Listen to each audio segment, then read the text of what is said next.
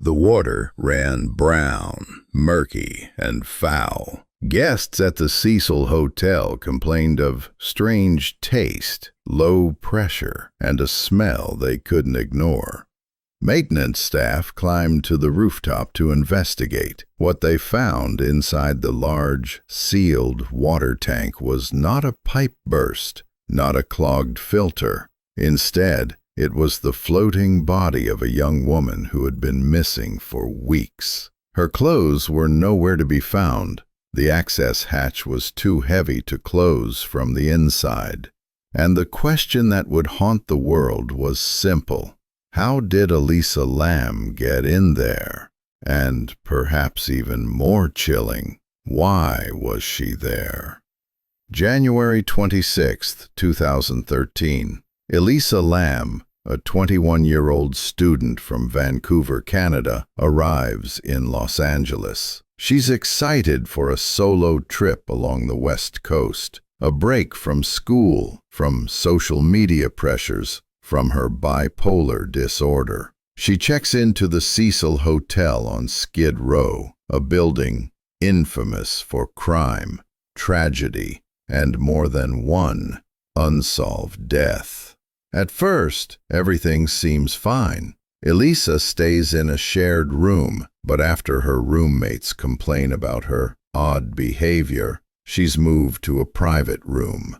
In blog posts, she writes about loneliness, mental illness, and her dreams, reflections balancing hope and fear. On January 31st, Elisa misses a scheduled checkout. Her family, who she calls daily, doesn't hear from her. They panic. The LAPD is alerted, and the search begins. Police canvass the area. Flyers go up. Officers search the hotel room, common areas, even the rooftops, but find nothing. There's no sign of a break-in, no indication of a struggle. But then, the investigators review the surveillance tapes. The footage shows Elisa in the hotel elevator. The timestamp reads February 1st. Elisa steps in, presses multiple buttons. She hides in the corner. She jumps out, peers into the hallway, steps in and out again. She waves her arms, strangely, as if talking to someone who isn't there. The video goes viral. Millions of people around the world dissect every frame. Theories range from psychosis to possession to foul play by an unseen predator, but none of it answers the question, where is Elisa Lan?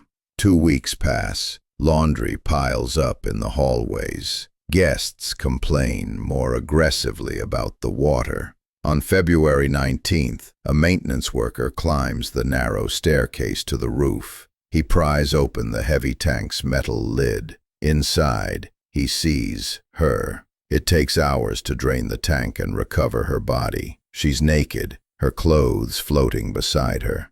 There are no visible wounds, no signs of sexual assault. Toxicology reveals traces of her prescription medications, and nothing more. Police conclude her death was accidental, but nothing about this feels accidental. The public is outraged and mystified. How did she get onto the locked rooftop?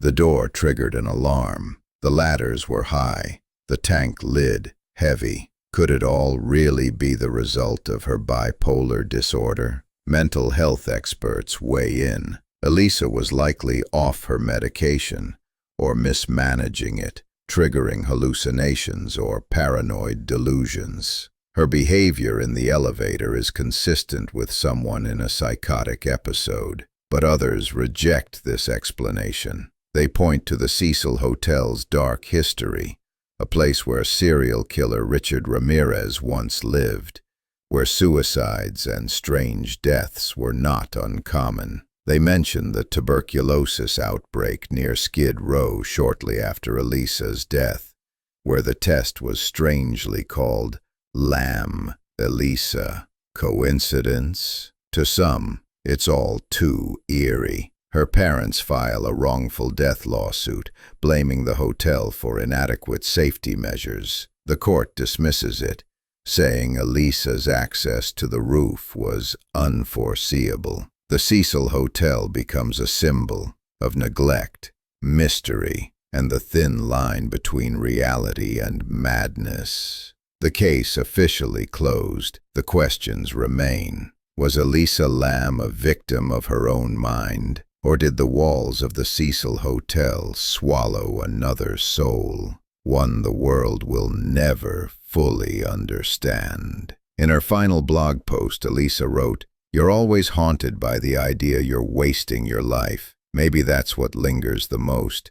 The fear that behind every unsolved mystery, every locked door, every shadowy hallway, there's not just danger, but isolation, a silent scream echoing through an empty elevator shaft, a story suspended forever between fact and fear. And somewhere, beneath the ripples of that rooftop tank, lies a truth we may never be ready to face." And somewhere, beneath the ripples of that rooftop tank, lies a truth we may never be ready to face.